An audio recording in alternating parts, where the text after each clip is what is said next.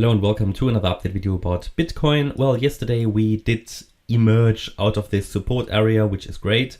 We then looked at this after that small pump here on the BTC chart, and we said there's most likely going to be, at least if this higher degree pattern is supposed to work out, with going higher in a wave 2, which would be the bearish count, or even in a 5-wave move in something more bullish, because we've got two scenarios. Remember, we said that either we're going higher in some kind of a corrective wave, A, B, C, highlighted here in blue, A, B, C, and we would then, well, basically break down, or we have something more bullish going on. But in both scenarios, we're expecting to go higher. That's why I'm not focusing too much on the higher degree patterns. We discussed them really in depth in the last few videos.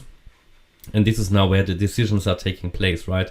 So we could either go to around 17.3K and then break down, or even higher into the region 19 to 20K, but even then I would expect a breakdown. So for Bitcoin, in my opinion, the low isn't in, but we're currently continuing to explore the short-term upside potential after we reversed in the two support areas, and we'll take a look now if we have another support area we can take a look at.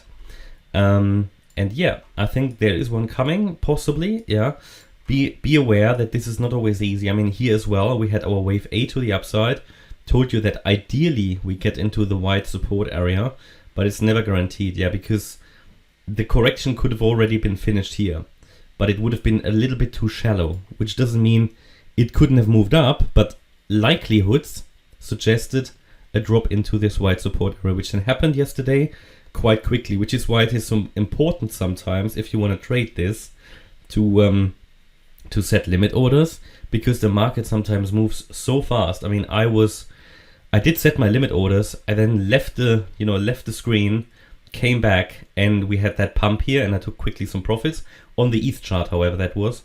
But yeah, setting limit orders is crucial, because sometimes you just miss the moves otherwise. If you want to trade it, if you have your plan in place. Okay, how could this work out now? Yesterday we took a look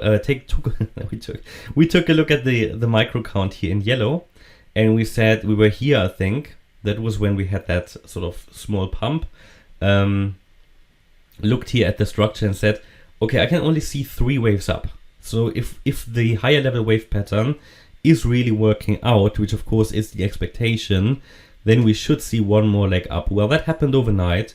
We now have 5 waves up, and we would now be waiting for that wave 2 to the downside. What would be an ideal support for wave 2? So let's take a look. So ideally, we're looking here at the area between the 50% Fibonacci retracement level and the 78.6% Fibonacci retracement level. Sometimes on these smaller moves, you don't go down that low. As we've seen yesterday, we only got into the middle. I think we got to the 61.8% retracement. The very first relevant one, in my opinion, is the 38.2% Fib level. Be aware we could also get to that level and move up. But in all likelihood, it would be the area between the 50% and the 78.6% Fib level, because it is a wave 2. Okay, so that is where I would expect ideally the price to get into. Looking at the lower level wave count here, I mean, honestly, this is the 5-minute chart, because I think I've got a feeling this is now where things are playing out here. But what can we say? Well, you could say that after this spike yesterday, I mean, there's no guarantee the top is in place, but it would be likely, okay? So what I'm looking for in a wave 2 is now something like an A wave, a B wave, could already have happened, and then the C wave down. Ideally into this region. We can try to specify that a little bit more closely, because what could happen, I mean, this is micro counting, right? So it could be that this was already the wave 1 of the wave C. This is wave 2, and then we come down like that, 4, 5. Just an idea. This would obviously be invalidated if we now break above 16,856, 860, then I would suggest that the wave B is still ongoing. But at the moment, what do we have? We have a 3-wave pullback down in wave A, 3 waves up in a B wave, and we're now waiting here for the C wave down, which should ideally occur in 5 waves. If we get above 16,881 without seeing that decline, we may have to expect that the wave 2 was already in. It would then already be a very, very shallow wave 2 again. But again, we had a similar situation here.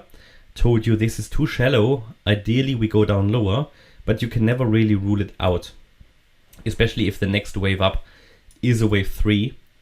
And this is this is already, this is already an AB. Could also be a 1-2, which is very similar in the substructure. So this basically is the next 1-2 setup. So sometimes they are not that shallow anymore because we already back in, you could say, an established uptrend because we've already made a higher low and a higher high. So, sometimes you don't get that strong retracement then anymore. But still, this would be the ideal support area. So let's see if we get into this. And then from here, we should move up in the third wave in white, which is all part of the blue sea wave. That is what I would primarily expect. And target-wise, for that third wave, to give some estimations, let's say we get back to the 61.8% FIB level again, then the target for the third wave would be $17,200.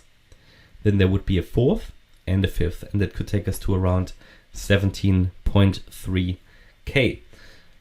This whole move is probably not going to work out anymore if we drop below the 78.6% FIB level, and that would be at 16,640. Yeah, and at the moment, what would be a signal that we are really coming down in this white, into the white support area? I think the first signal would be a break below the wave A low, that is at 16,815.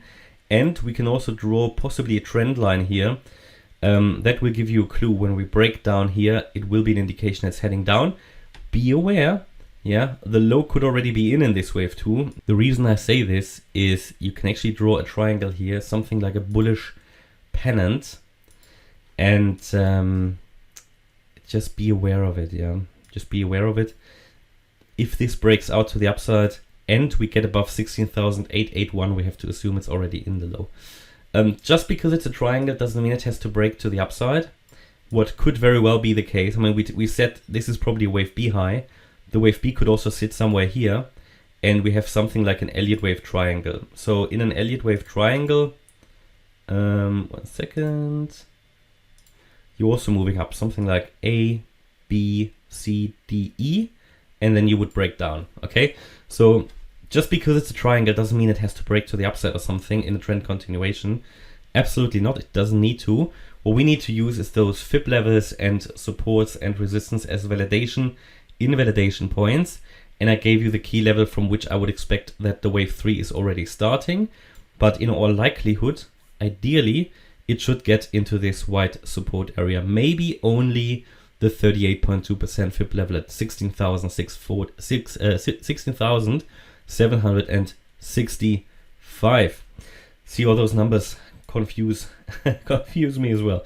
Okay, so hopefully you liked the update. If you did, please hit the like button, leave a comment and subscribe. And if you really like the content, then please check out the channel membership. Thanks a lot for watching.